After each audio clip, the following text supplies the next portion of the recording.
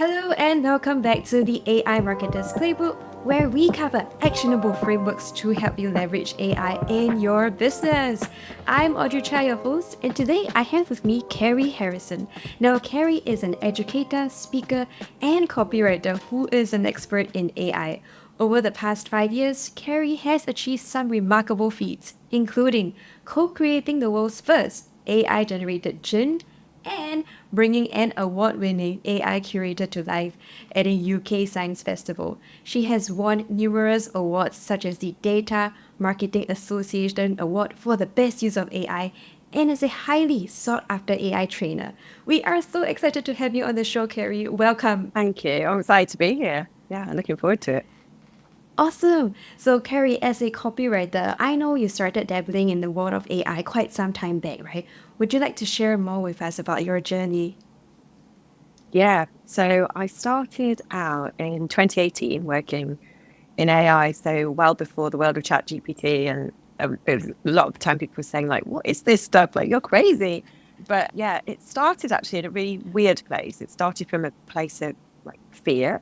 So I was heading up an agency creative department, and someone came in to talk to us about this AI tool called Phrasey, which is an AI subject line creator. So we'd work with copywriters and agencies, and it would help you to create subject lines that would email subject lines that would, it said, beat human writers over 90% of the time.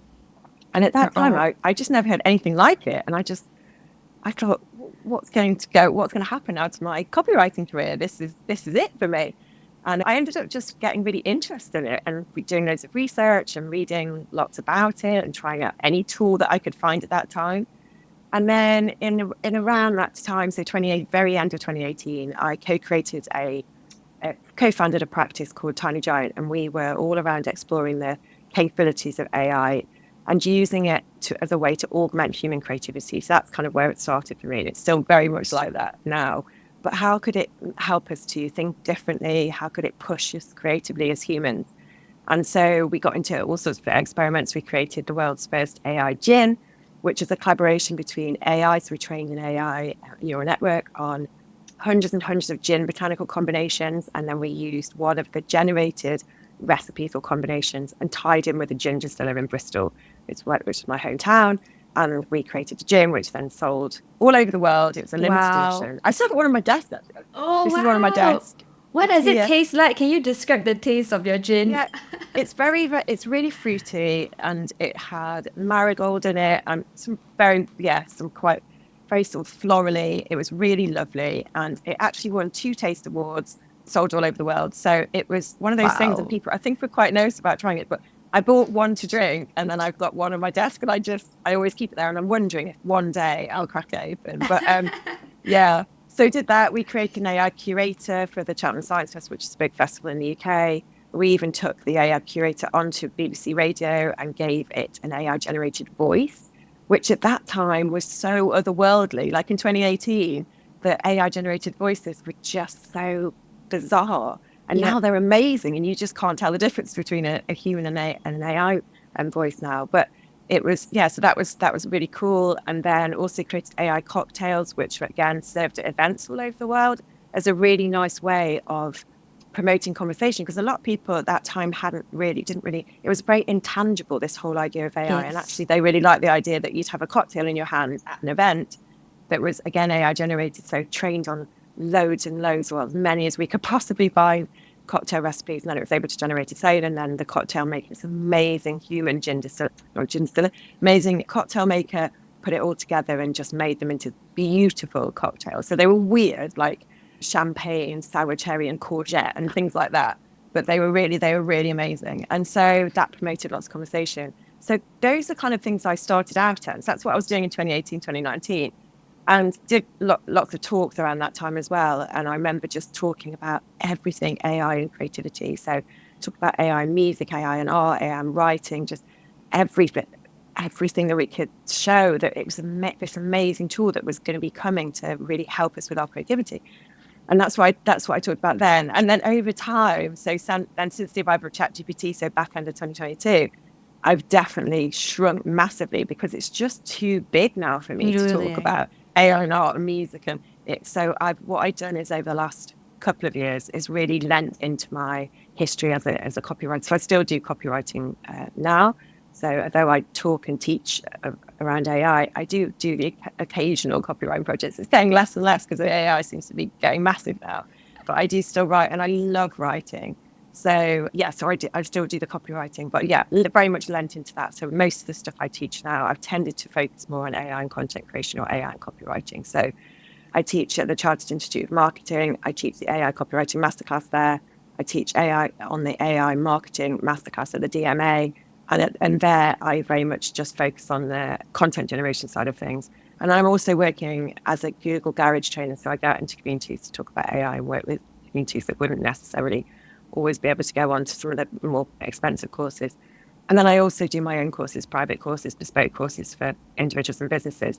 And there it's pretty much always around content creation. So I talk about AI text, AI generated images, and AI generated videos. So that's kind of my niche. So I've gone from this like massive AI and creativity to like, but I think for me, that was the only way that I could really move forward with it. And because I know that part of the industry really well, it made sense. So that's a very long answer to the question, but that is my kind of history. Yeah, but it's super amazing to hear, and it's really cool that you started and you saw its potential even before ChatGPT. Like, you are one of the early ones who already saw the vision and the future, right? I think what I love about what you said about even the gin, the AI gin or the AI cocktail idea was the idea is human led, and then you bring AI into the mix, and then that's how you have that beautiful human AI collaboration, right? I would love to know your thoughts on the future of creativity, especially because you're a copywriter, you're in a creative space, and you have seen AI evolve so quickly over the past couple of years, right? Where do you think we're going to be headed in the next couple of months or even years? Yeah, no, it's really interesting. I always think it's really difficult to answer questions around where AI will be. And because some people say, like, where do you think we'll be in 10 years' time? And be like, oh, it's too big a scale. Like, it's too far. Because if you think about where we were, just the fact that ChatGPT wasn't even in, our domain until the end of November 2022. So it's not even been 2 years. It's pretty mad. But yeah, I would hope, and I'm a relative optimist about it, but I'd hope that we would continue to use AI as a tool to support our human creativity, as a way to augment our skills and to potentially push our creativity into new directions and take it to places we've just never been able to do before. And I love that about AI, that it can help us to do things not just quicker, or not just make us more productive, but it can actually help us to do things that we wouldn't be able to do without it. And I've seen, some really nice advertising campaigns that I've seen, recently. There's a couple of award winners at Cannes Lion Festival where AI played quite a significant part in it, but the idea was still human created. It was this brilliant idea. And then AI enabled them to make that sort of vision a reality. And I love that. I love those combinations where it's a kind of human idea or concept, but then AI just takes it to this whole different level.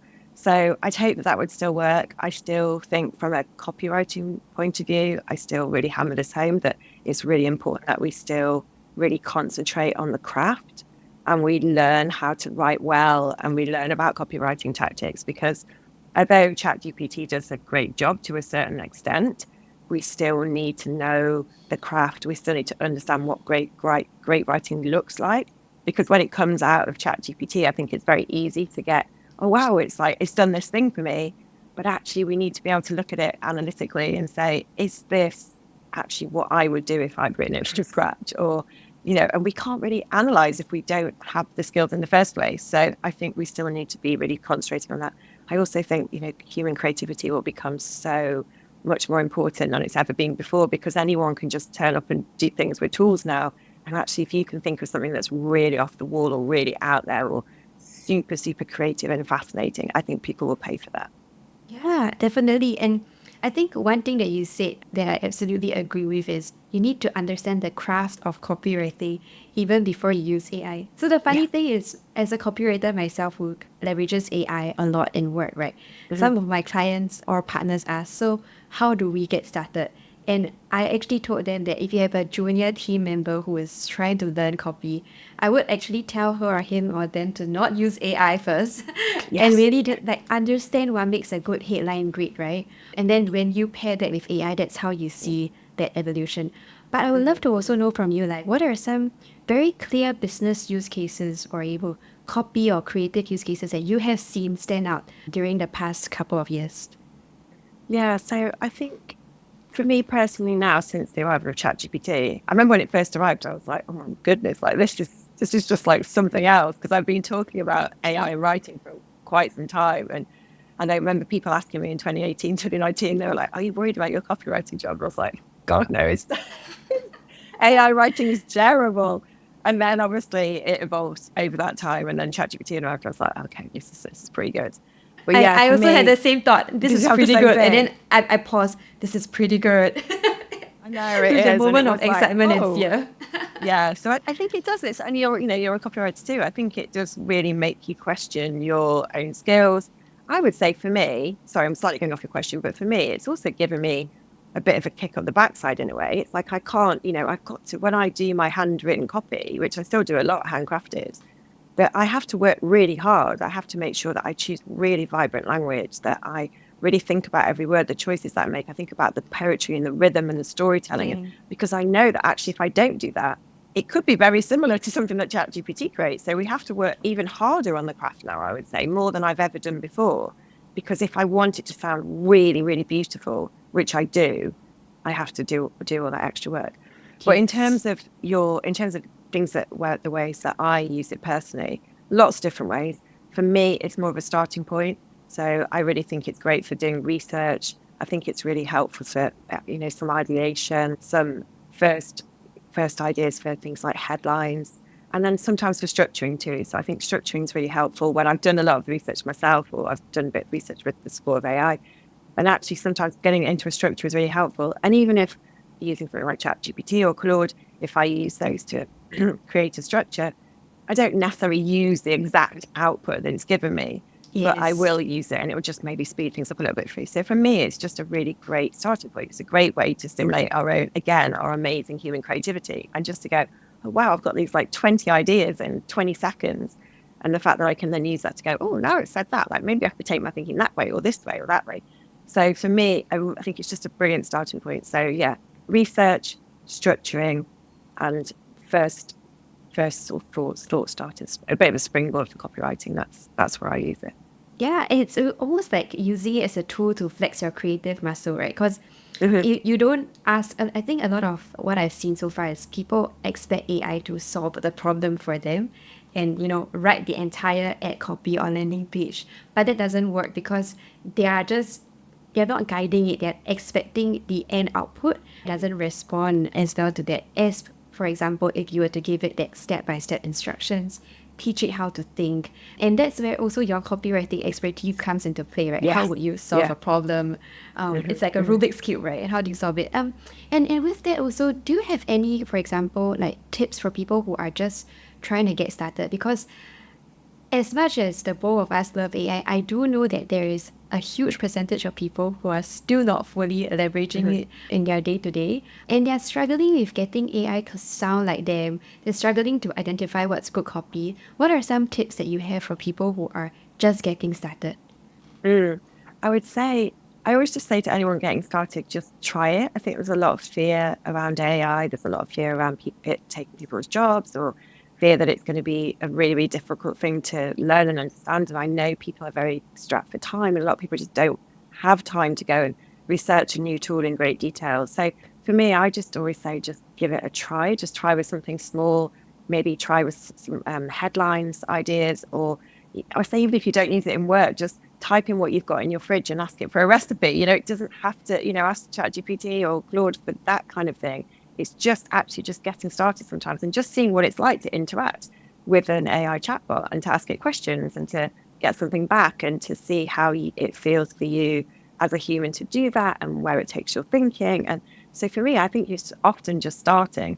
In terms of copywriting, yeah, I would say it's a really good idea to find out about prompting. So as you've just said, actually prompting makes a massive difference to the output that you get. So I think it's probably worth jumping on a course or finding out a little bit about prompting and how to prompt. So, because really your prompt needs to be specific and detailed, and you need, like you said, to add in your own expertise as a writer or your own expertise as a strategist or whatever it might be, to actually tell the model what it is you're looking for, who you're targeting, what kind of role it might want to take. So, say act as a copywriter with 20 years experience, but just give it as detailed as you can. But I think a lot of it is around trial and error and you'll know as well, using the tools, it's often about refining and reviewing, seeing what comes out and saying, okay, so now I've seen that, I think maybe I need to go back in again and retweak the prompt in a bit more detail. But I think just get started. If you've not tried it at all, just begin, because the tools are very much here. And, a few years ago, I think people were like, oh, maybe it's just another one of those passing like technology trends.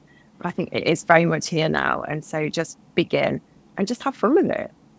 I think having fun is a huge, it really helps in the process. Yeah. Even I was teaching my mom how to use ChatGPT, and now she's like the top power user in her company. And I was so proud of her. love She's that. like, look at me, I'm top. Yeah. It's Yeah. the best thing I could hear, this year. But I also was thinking about it, right? And I know there are a lot of people in the, creative or advertising or marketing industry who might still be resistant to AI. Have you seen that? And what are your thoughts about, people who are still on the fence? Yeah, I have seen it. I've seen it a lot. And yeah, some of my closest friends, my other half, he just hates it. He just doesn't want to touch it. I just don't like it at all. So I've seen it quite a lot. And I totally understand it, because I know, as the fact that I'm here is because I had that fear back in 2018. And I was worried about it and where it would go. And also because I think, especially if you are someone who really values the human craft, which I do as well, I've often gone back and forth and like, oh, maybe I just need to leave the whole world of AI. Like, I genuinely have had so many existential crises over it. But I think it's just finding this balance. I think, first of all, it's this acceptance that the tools are here and you could ignore them. And of course you can. You can go 100% human as long as you can charge the amount for that.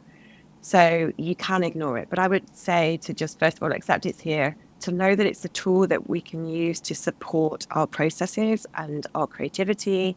It's a way to, push us in ways that we've never been able to do before. So it can actually help your creative thinking to go places that you could only have dreamed of like 5 years ago. So I think first of all, I think it's the acceptance. It's here. And so actually just making the choice to embrace the tools and to try them and see how they work for you, I think is probably a good way to go. And most of the people I know that have jumped into AI, that have embraced it, they do see the benefits of it. Not for everything, and not everyone wants to go and write everything with ChatGPT. Of course they don't. Some people want to still write human copy, and they want to do that, and they don't really want to touch the tools. But maybe they might want to use them for just getting them started, or they might want to use it for a bit of research. So it doesn't even have to go right into your creative process. If you love that so much that you don't want to touch AI, that's great. But it may be able to help you just slightly outside of that, and really help you to give you more time to do that creative stuff that you love to do. So I think, embracing it, trying it out, accepting that it's here, and knowing that it's not about replacing, it's about augmenting your skills. Yeah, definitely. So I think one thing even for me is I noticed that it has increased my productivity by so much. And I'm not using it to replace entire processes, but I'm using it to at least get the stuff that I don't really enjoy doing done a lot faster. Because as creators and as writers, you will have projects that you're of course more excited about, that gives you more room for expression, and stuff that are more day-to-day business as usual, right? And for example, your emails and newsletters. So if you're able to use AI to then, work on stuff that you may not want to spend as much time on, then it frees up your mind and your mental capacity to also brainstorm, think of new ideas, and think of new ways to grow your business. And I know that your business has evolved and pivoted quite some over time. Yeah. So Kate, I would love to talk more about that. Like, how did you make those decisions, and how are you really integrating AI into your workflows and processes as you journey along? Yeah, so I think it's interesting. So as I mentioned already around the niching thing, I've definitely niched and pivoted. I think probably moving with the technology, but also just because it really exploded. It's sort of 2022. And so I think then it was just a matter of me deciding, okay, what are my skills? What do I love? What do I really know?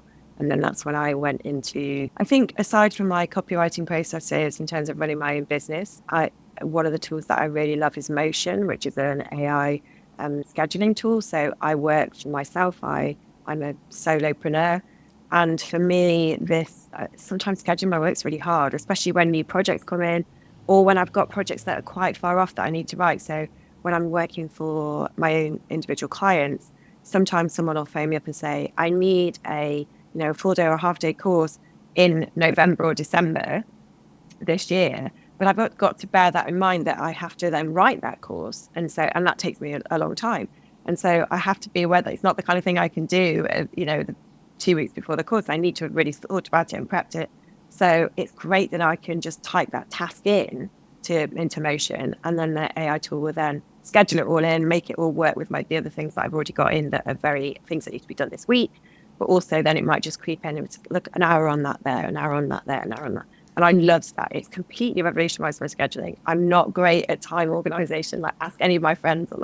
But she's terrible with time. So just the fact that I can write all my tasks down and an AI tool will literally schedule my entire day or my entire week or my entire month. Wow. That is completely revolutionized stuff for me. So it's not just using the tools for my copywriting.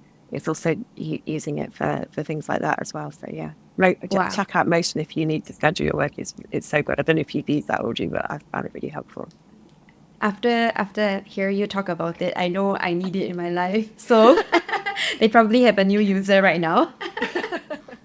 And what about like copywriting tools, right? Are you currently using, the LLMs, or do you have a specific tool that you lean on for copy? So I lean on different tools for different times and different projects. Because there's a lot of things that I get asked in my course a lot is, if I had to choose one tool, which one would it be? And I'm like, oh, it's too difficult. Yeah, I tend to use Perplexity for research. I think that's really good. I really like ChatGPT and Claude for ideation. I tend to use Claude for my B2C writing. I think it's got a good natural default tone. And although, we use prompting and we make sure we come out of the default tone as an absolute basic, I still tend to go to Claude for writing. I also like the fact that they've trained their model to align with an AI constitutional document. So there's a bit more around sort of safety and ethics and stuff in that. So I tend to choose that. I also use things like Pro Writing Aid for things like editing. So yeah, I kind of dip in and out of different tools. I also quite like Google Gemini for long form content, because I think they've got some nice little editing elements that you can do, and the fact that you can press the Google button and it'll go off and sort of cross-reference the outputs with the search results, so that it helps to maybe in some part overcome the issue for hallucinations. So different things for different projects. If I was doing B2B work, I'd probably choose ChatGPT over Claude. So yeah, I think a lot of it comes down to just trying things out, knowing what tools to use when, but also knowing when not to use AI tools. So I think if I'm doing something really, really conceptual, like if I'm doing things like ad sets or above the line kind of ideas or campaign concepts, I just don't think it's off the wall enough, because it's a generative tool. So yes, again, it can give you some sparks of ideas, but there's times where I've tried so hard to make a generative AI tool do a really off the wall idea. And I was just like, do you know what? What I've realized is it's just not going to work. I actually need to sit down with a piece of paper and my brain and a pen, and that's what I need to do. But you also need to know when to go, no, I need to just use my brain here and not use an AI tool. So there's also that learning, I think, and that's what comes over time. And that's why it's really important to keep trying the tools. Not so many that you get overwhelmed, because there's a point where probably about a year and a half ago, maybe a year ago even, if there's a new copywriting tool that came out, I would literally go and try it. And I would be spread so thinly trying out all these different tools. And in the end, what I've just done is like, no, I'm going to go ChatGPT, Claude, Copilot, Gemini, which I know are the big ones, but I'm going to just use those, and I'm going to learn how to use them really well and really wisely. And that's always been my thing, really, how to use these tools wisely and well. And now I've done that, it means that whenever there's an update, and there isn't there, like all the time, there's like an update to this or an update to that or a new feature, or it means I've got time to actually review that feature and see how it works for me.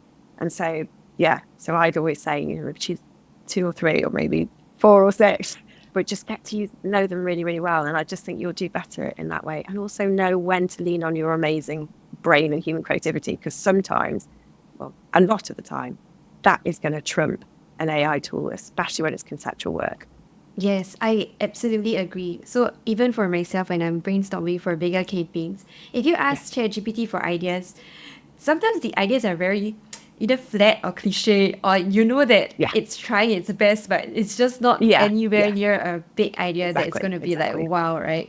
Yeah. But what I also realize is like, for example, for me, ChatGPT is much better at strategic work versus Claude. Whereas for Thought, I use it for a more human-like language, like what you said, right? Yeah. It's more for a B2C language. And the Mm-hmm. funny thing is, you can prompt both M's in the same way, but you can get really different voices because they're just Yeah. trained in different ways, right? So Yeah. getting to know the tool is important because that allows you to find something that really fits your needs. And then when you Mm-hmm. find that match, you get to quickly generate your end output a lot faster than Yeah. if you were Yeah. to just try every single tool Yeah. there is out Exactly. there and then hope one of them works and then you're just going to get confused. Yeah. Yeah. Yeah. Totally. Totally. And with that, I would also, it would be amazing if you could share, for example, any kind of like a demonstration, or if you have an example of how you would usually prompt AI, what are some Mm-hmm. tips and techniques that you have? Yeah, sure. So I have this methodology which I created probably about 8 months ago now. It's called the AI sandwich. And people seem to love it in my training and talks that I do. And so I can take you through that. So Yeah, let me that would be share my screen. You amazing. just have to tell me if you can see it. Awesome. So for those of you who are listening on Spotify and you can't see the screen, we will walk you through whatever that Carrie is going to be sharing here right now. Awesome. Yes, we can see your screen, You can Carrie. see it. Excellent. Yes. So yeah, so I'm talking about my AI sandwich. And this is something that it's a methodology for writing, but you could use it for other creative processes as well. But for me, because I was just so interested in copywriting, this is where it all began. And I think if you'd have asked me about maybe 8 months or so ago, I would have said to get the best possible writing with the support of AI, what you would do is you would use AI to generate an output. Excuse me. You'd use AI to generate an output, and then you would put your human craft on top. So you would add your amazing copywriting tactics, you would add in some storytelling, some personal anecdotes, whatever it might be. So it would be AI generated and then human on top. And then, probably about 8 months ago, I realized actually what you do before you use the AI tools is equally important, if not more important, than what you do with it afterwards. And so for me, it was about this process of AI, human, AI, human. So human, AI, human process. And that felt a bit like a sandwich to me. So it was an AI sandwich. So the AI in the middle and the human processes on either side. And so the first part, so step one is, if you think about it, it's the bread of the sandwich, is the human intelligence. And for me, this is what we do before we even touch any AI tools at all, is we use our amazing human intelligence. So as a very basic requirement, I would always say come to the tool with an objective. So what do you want to create today? What do you want to make? What's the overarching strategy for you? How does this piece of work that you're going to do tie into your wider marketing strategy or wider content strategy? If you have any research that you've done, that's the kind of thing, again, that we can bring into the prompts. If you've done any research on your target audience, or you've got some really amazing personas, or you've got a really great angle for something, a really great angle for a blog, all of those things we can bring into the prompts. So writing your prompt, it's really, really worth taking the time to really think about, what do I want to get out? What's my objective here? What's my strategy? What ideas have I got? What do I want to see in this final output? So I think sometimes we hand a lot over to AI and don't really think, if I was writing this, what 3 or 4 things would I really, really want to see in this Yeah. article or in this blog? So that's step one. So human intelligence, that's the first bit of the bread. And then the filling is the AI. And that's we pull in whatever tools that we need to help us to push this process forward, to maybe speed things up a little bit for us, to get us started. So the AI comes here and we now generate the content.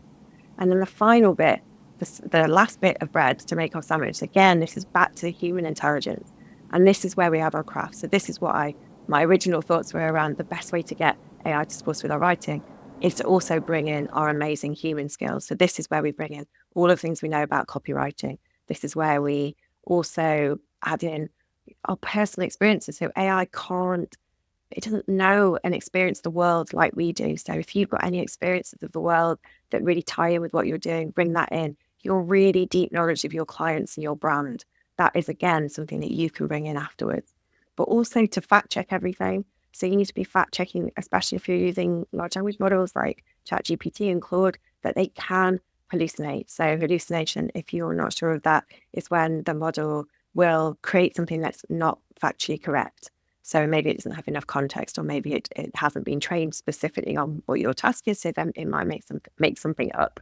So we need to be fact checking everything. So this is why it's really important to have the human at the end of this sandwich, is that we have to fact check, but also to sense check it as well. So I think there's this real wow factor involved with AI. The fact that we can type in a prompt and then 20 seconds later, or even less than that, it's generated a whole blog for us. It's really easy to get really wowed by that and go, oh, wow, I've got this entire blog. Amazing. It's done. And so for me, I think it's really important that we push past this wow factor. And even though AI's probably written something for you and, it's a blog and it's done and you just be brilliant. What can I do now? It's really important to go over it, sense check it. Is this what I really wanted? If I wrote this myself, would it look anything like this?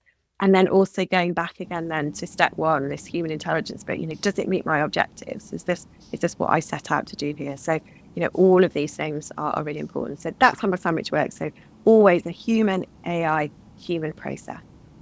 We love that. And that's how you really combine the best of, your human intelligence and AI execution to get better results. One thing that I also would like to add to that is, I think, like what you say, right? Being able to discern the quality of content is very important. I realized that it is easy for you to take the shortcut because with AI, it's very easy for us to so quickly get the end output, right? And sometimes your brain just like, oh wow, it looks perfectly structured. There is a headline, subhead. Yeah, I think it makes sense. But if you actually read the content, you will realize that there are gaps in, the reasoning, or for example, the messaging isn't quite right. But if you don't do that and you just copy and paste everything, that's when you realize that, hey, it's very AI-like and it's missing a bit of that, human touch and that realness, right? So Totally. maybe talking about also that human creativity, right?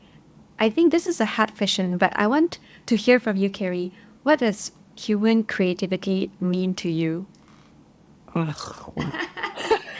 find that question hard myself, but I've been pondering about it because, AI is going to be able to create so many things. And yet, as creatives, we keep saying that it can't replace that human part of things. But then I wonder, how do we then capture what exactly is, that human creativity we are talking about? I mean, it's a mystery, isn't it? What human creativity is? I don't know, but I think that human creativity comes from somewhere that that the AI can't quite get. So when I do my copywriting courses, I explain, if you explain how a large language model works in very simple terms, it's basically trained on huge amounts of data. It makes predictions and then it will generate the most likely outcome. It's a predictive tool, and that's how it writes. And if you think about how we write as humans, it's so far away from that because we write from experience and our knowledge of the world and our own personal stories and our knowledge of our brand and the conversations we've had with our clients. And actually just looking at the way that AI generates versus how we as humans write, and I also read this really beautiful article recently and in the New Yorker around the fact that humans, when they write or create, that it actually involves a series of thousands of choices, that we make choices when we write or when we create. When we paint or if we create art, we make choices on the exact color that we would choose. We make choices on the exact composition, like what we're going to paint today. And it's the same with writing. We make choices on, I'm sure you're the same.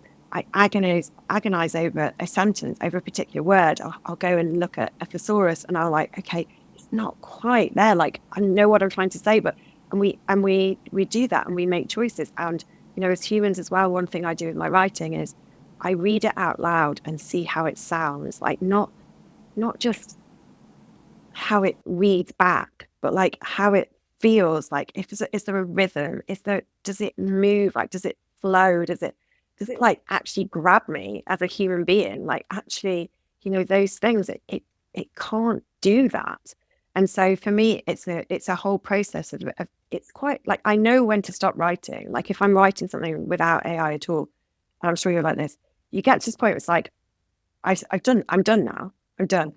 And you just know. And that's intuition. We have human intuition, and we know when to stop. We know when something's like amazing because it feels so brilliant and good when you come up with a great idea. It's like, yeah, we don't get that with AI. We do not get that with AI. Yes. And so for me, the human process is all of that. And on top of that, outside of AI, like I'm also a yoga teacher, and I run women's circles in the woods, and we sit around and we do journaling with pen and paper. So I do lots of journaling. I write with pen and paper.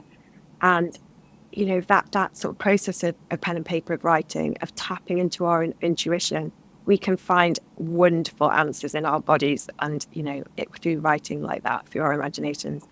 And so for me, although it's really difficult to really define what human creativity is, it's this beautiful, intuitive process that relies on our life experience. And in a way, there's some ideas and some creativity that only we would be able to, that I personally would be able to come up with because of the life that I've lived and the stories that I've seen and the things that I've learned.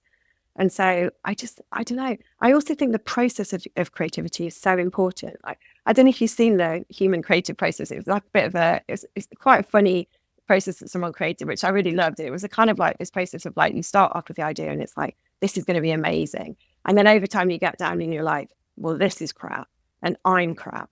And then you come out and go, maybe I'm not crap. This is quite good. And like, this is amazing. And this whole this whole creativity process, there's something also really beautiful about that. It's not easy. It's actually quite hard. But we also feel like we've been through this real wonderful human process of doing that. And we come out and we feel really amazed.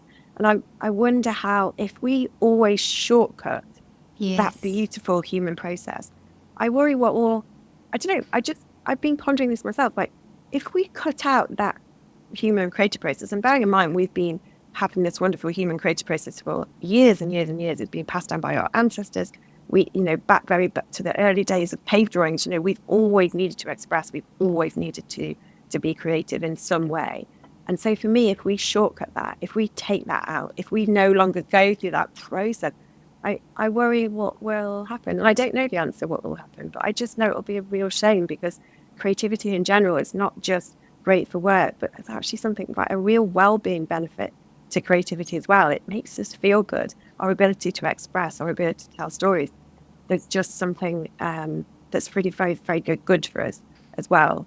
So I just feel so passionate about it, and I just would not want AI to stop doing that, which is why I really advocate for us this sandwich of this human and AI. Yes, do your amazing, amazing thinking and use AI to take it maybe one step further, but don't stop doing the thinking. Don't stop doing the creativity because it's really good for us.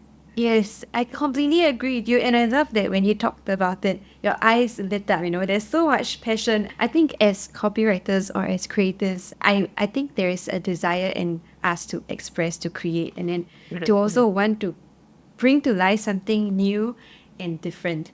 I think that the joy in bringing that idea to life, or like seeing something new for the first time, being born out of our mind's experiences and having those conversations is something extremely beautiful. So I also agree with you that on my end, even when I work or I share tips with clients, I always say human AI because I don't want them to remove the human from the AI and only have one part of the equation, right?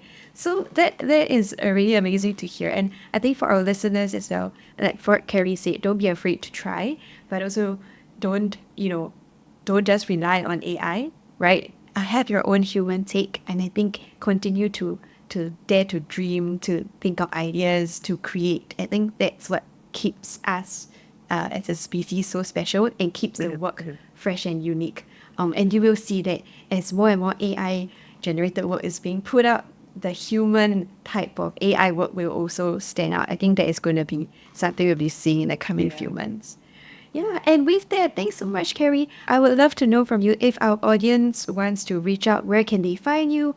What do you do? And, what's the best way to contact you?